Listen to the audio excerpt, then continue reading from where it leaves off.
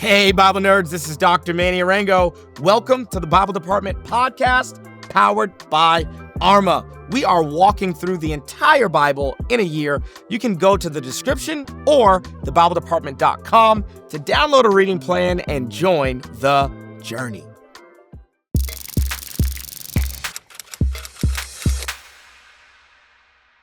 Family, welcome to the book of Exodus. I'm super excited. Hey, we're on day 97. So if you've been rocking with us for 96 days, then shout out to you. Hey, if you haven't done the reading today, then like I say every day, pause the audio, stop the video, go do the reading. Today we are in Exodus chapters 1 to 4. We got 4 chapters of the Bible to read. Honestly, action-packed. I know I've been saying that for a while now, but after we get through the first 14-ish chapters of Exodus, that's when they cross the Red Sea. It'll get a little slower, so I want you to gear up, okay? Enjoy these narrative-based chapters at the beginning of Exodus where all the action is. We're going to get tabernacle instructions 2 times, okay, in this book. So enjoy the narrative, but we're going to do this together. We can get through this. We're going to get through the book of Exodus. Let's jump in with some context clues. Couple big picture ideas, okay? First context clue is that Exodus, the story of the Exodus, would be the origin story for the people of Israel. Now, I know you're thinking to yourself, isn't Genesis like an origin story? And yes and no. Genesis is more of the origin story for humanity, the origin story for the entire Bible, but Exodus is the origin story for the people of Israel, for the nation of Israel. When you think about the Torah and the people of Israel specifically, I want you to think about Exodus as like that origin story, and I want you to think about Genesis as almost like a prequel, okay? So think about Exodus as part 1. This actually the first narrative. This is the first story. This is supposed to give identity. A prequel isn't part 1. It's kind of like, here's the behind the scenes footage on what happened before the origin story. So Genesis kind of functions as a prequel in the Bible. Exodus is really our massive origin story.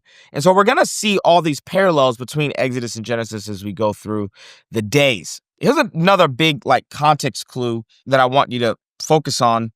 Since this is Israel's origin story, you may want to do some digging in terms of, okay, what's the historical validity that there was an exodus of hundreds of thousands of people from the land of Egypt? Like, wouldn't there be record of that? Like, wouldn't the Egyptians have kept record of that? You know, archaeology is always, the Christian archaeology at least, is always trying to back up or defend the things that are being said in the Bible.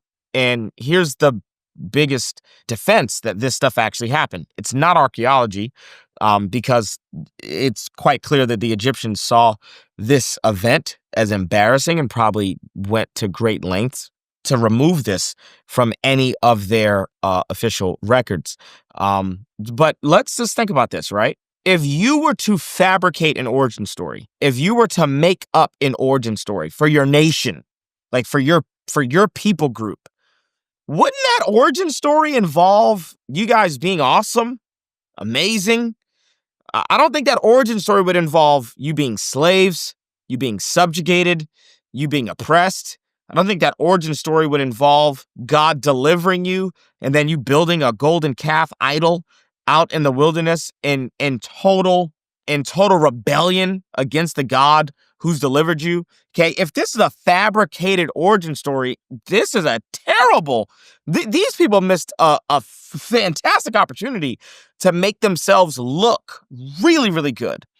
And the thing that consistently makes me or convinces me that I'm reading something that is a true account of real events is that the frailty and the failure of humanity is on display.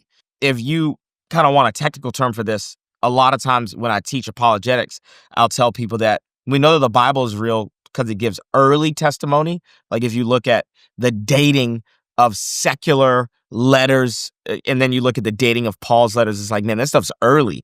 It gives eyewitness testimony. It gives excruciating testimony, which means people were under pain. Like they got fed to lions and they went to their deathbeds saying that like the resurrection really happened, right? So like if it's gonna cost me pain in order to say that something's true, it's probably true. And then there's expectant testimonies. There's tons of prophecy in the Bible. But the one that I always love is that the Bible has embarrassing testimony. One of the ways that I know that this stuff is true is because there's no way that Moses would write a story where he is killing people if that's not true. Okay? If Moses is fabricating stories, then he would probably eliminate the parts where his failures are on display. He'd probably maybe eliminate the parts where he stutters, or eliminate the parts where he fails or falls on his face. Like he would probably edit that stuff out. So this is Israel's origin story. And the reason I believe it is not because there's been an archaeological find. It's not because we've identified the Pharaoh who was really the Pharaoh at the time of the Exodus. No, I believe it because this is either ridiculous or totally true. Okay, like if this is fabricated, then this is a terrible way to fabricate a story. The humanity that's on display would actually point to the fact that this stuff is true. That's kind of like big picture context. Let's actually get into a bit of the reading. When we get into chapter 1, okay, everything that Pharaoh does is going to backfire on him. It's a massive theme for the whole first chapter. So Pharaoh is going to say, hey, like, let's oppress the people. He oppresses the people of Israel. They keep growing. And this is classic xenophobia. He's scared. If they keep multiplying, if they keep growing, there's going to be more Israelites than there are Egyptians. They could partner with our enemies. They could overtake us. We're going to lose power. So they oppress them. Well, that backfires. He oppresses them. They keep growing. The next thing that he tries is, hey, let's kill the babies. The midwives that are assigned, they're like, no, we're not about that. Finally, he's serious about infanticide. So you're going to get themes from Exodus are going to come back when Herod is going to kill baby boys under the age of 2 years old. And then this backfires because of the system to kill children that Pharaoh puts in place. A woman puts her baby in a basket. The word there is teva. We're going to come back to that word. It's going to be our nerdy nugget for the day. Puts her baby in a basket. And what house does that baby end up at? Pharaoh's house.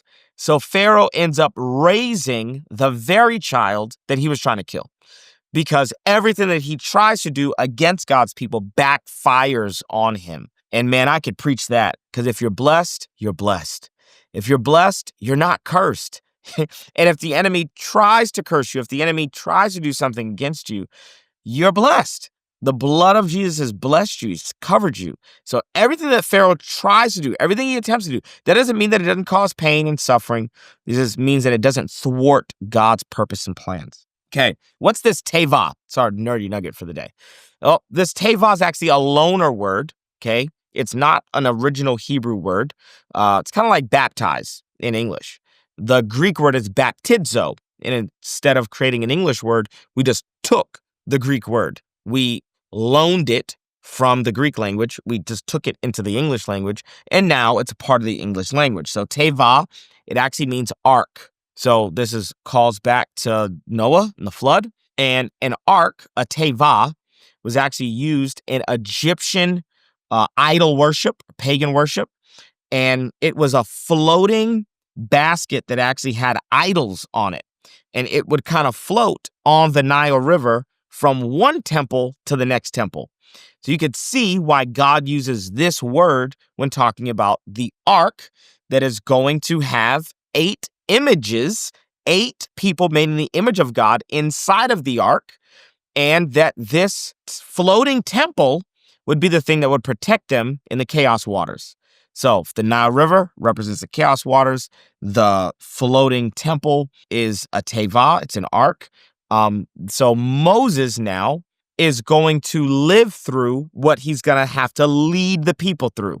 This is going to be a theme all the way through Exodus, that he's going to live through what he has to lead through. So he survives the waters, therefore the people are going to survive the Red Sea. He survives the wilderness. He goes out into the wilderness. He meets God. This is the burning bush. And God's like, hey, go free the people, bring them back here. So he survives the waters. He leads them through the waters. He survives the wilderness for 40 years. He is able to lead the people through the wilderness for 40 years. He encounters the presence of God on this holy mountain, the burning bush. He can lead the people there. Moses had never been to the promised land, therefore he couldn't lead the people there. Joshua had been to the promised land, and this is why Joshua is actually the leader who's able to lead the people there. This is actually a timeless truth. You cannot lead people where you have not gone yourself. This is really important for every worship leader. I can't lead people into the presence of God if I've never been into the presence of God. I can't lead people into wisdom if I've never encountered wisdom. I can't lead people in a way that I have not lived myself. Let's keep trekking. So now you know what a teva is. This basket that Moses' mother makes is a form. It is an ark, but it is in small form the same thing that Noah actually has to construct. Finally, Moses ends up in Pharaoh's home. I need you to see this. God's sovereignty in separating Moses. Everyone that is subjugated by the Egyptians are a slave class of people, which means they were probably illiterate, but Moses would have had access to the best educational resources, in the known world. And so who better to be the figurehead for producing Genesis, Exodus, Leviticus, Numbers, and Deuteronomy than Moses? Okay, so this is, again, God's divine sovereignty. Pharaoh, you think you are going to destroy my people? You think you're going to destroy this leader? Actually, you're setting him up for his divine purpose. Moses ends up killing an Egyptian. He flees. He's on the run. And while he's out in the wilderness, he encounters God. Now, next thing that I just want to tell you is that Moses' life, and we're going to be dealing with Moses for the remainder of the Torah, Exodus, Leviticus, Numbers, and Deuteronomy, Moses is going to be the main character. For the rest of the Torah, we're going to be face-to-face with Moses. So it's good to know this, that Moses' life can be split into 40, 40, and 40, okay? From the ages of 0 to 40, he lives in Egypt. From the ages of 40 to 80, he's wandering out in the wilderness. He becomes a shepherd. He marries a Midianite woman by the name of Zipporah. And finally, at 80 years old, he encounters the burning bush. So if you ever wanted to know, if you ever pictured Moses like a 33-year-old at the burning bush, wrong. It's another nerdy nugget for the day. Moses is actually 80 years old at the burning bush and gets commissioned by God to go back to Egypt and to lead the people out of bondage, to lead the people out of slavery. And then from the age of 80 to 120 is when you get the plagues, the crossing of the Red Sea, the building of the tabernacle, and the 40 years of wandering through the desert, wandering through the wilderness. So Moses' life can be split into 0 to 40, 40 to 80, 80 to 120. Bible Department family, it's Dr. Manny Arango. And first thing I want to say is that I'm proud of you for completing the New Testament. You did it. And now that we're in the Old Testament, I hope that looking at Genesis and Exodus from an ancient perspective and worldview has kind of opened your eyes. Well, I got news for you. If you've enjoyed some of the interpretations that I've brought to the table from Genesis, then that's just the tip of the iceberg. This entire book, Crushing Chaos, was written from an ancient hermeneutic. I'm looking at stories like the flood, Adam and Eve from the perspective of an ancient person. And we've got an event coming up on April 26th where I'll take a lot of the content from this book and I'll turn that content into live lectures. You don't want to miss it. You can actually register for that event right now. The link is in the description. And more than content, I think what you'll find as we gather together in Nashville are like-minded believers and friends in a community of people that you don't just watch content with online, but you can get to know in person. I'd love to see you in Nashville. I'd love to hug you, high five you, and I'd love to nerd out together for one day as we come together in Nashville to learn about how to crush chaos. I'll see you in Nashville. Peace. Let's get to our timeless truth. God does encounter Moses at the burning bush, okay? And 5 times Moses rejects the call of God in his life. And honestly, Moses' 5 rebuttals I would put into the category of just like classic insecurity. You got the wrong guy. I don't think I can do this. And God's response to Moses, it always blows my mind. He does not respond to Moses the way that you and I would respond to people who are insecure. Like, imagine if you had a friend who's battling with insecurity, you'd probably tell your friend all kinds of reassuring things like, oh man, you're handsome, you're this, you're articulate, you're whatever. You'd compliment them, right? To try to get them to believe in themselves. That is not how God handles Moses' insecurity. Here's how God handles Moses' insecurity. He says, I am that I am. He says, whoa, Moses, I'm not here to tell you that you are who you are.